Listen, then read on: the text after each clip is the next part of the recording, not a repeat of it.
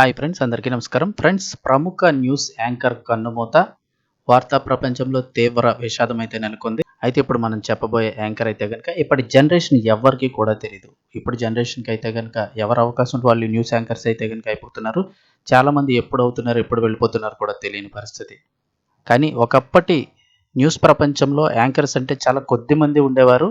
వాళ్ళు కూడా ఎంతో నోటెడ్‌గా ఉండేవారు. తెలుగులో చూస్తే న్యూస్ చెప్పాలంటే శాంతి స్వరూప్ గారు ఉండేవారు. ఏవైనా ప్రోగ్రామ్స్ కావాలంటే విజయ్ దుర్గ గారు యాంకర్‌గా ఉండేవారు.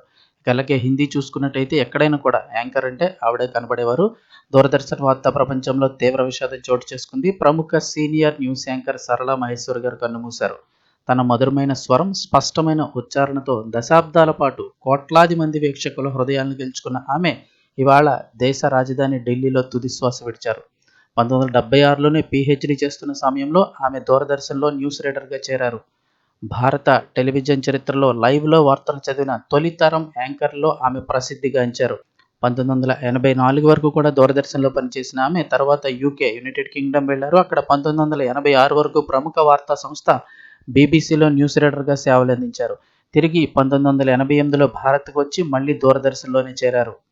ఒకప్పటి జనరేషన్ అందరికీ కూడా ఈవిడైతే సుపరిచితురాలు.